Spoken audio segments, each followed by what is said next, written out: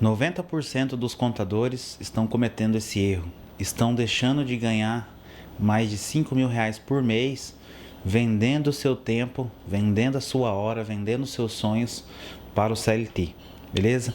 Você precisa entender que existe várias maneiras de você começar o seu escritório, de você montar a sua empresa, o seu negócio contábil, e nesse vídeo eu vou te ajudar a você sair, tá?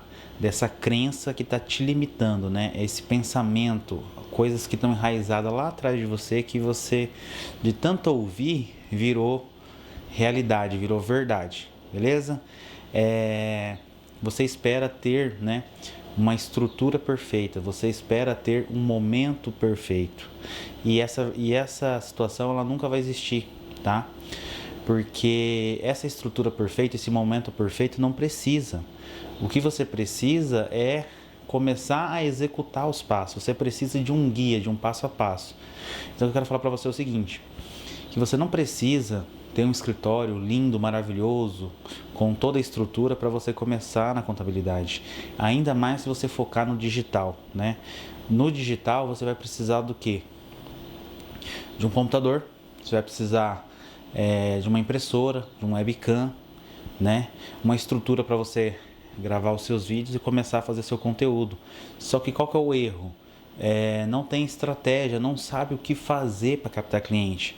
Acha que é só criar um Instagram e criar um monte de imagens aleatórias, né? E ficar postando. Isso não vai trazer cliente para você. Você precisa fazer conteúdo estratégico, que chama marketing de conteúdo. O que é isso?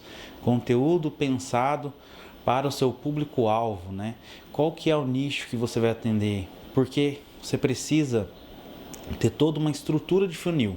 Você precisa captar esse cliente para o seu escritório, você precisa gerar valor, gerar consciência e depois acontecer a venda, tá?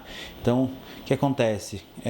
A falsa ilusão, né, de ter muito conteúdo na internet, de ter muito... não preciso de ajuda porque tudo está no YouTube.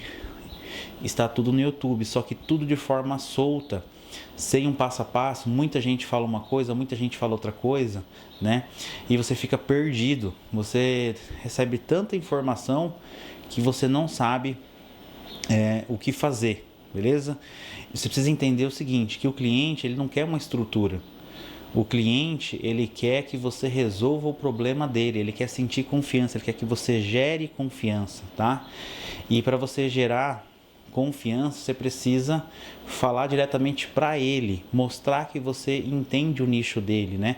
Ser especialista. Então o que você precisa fazer? Você precisa ser especialista e não cometer, né?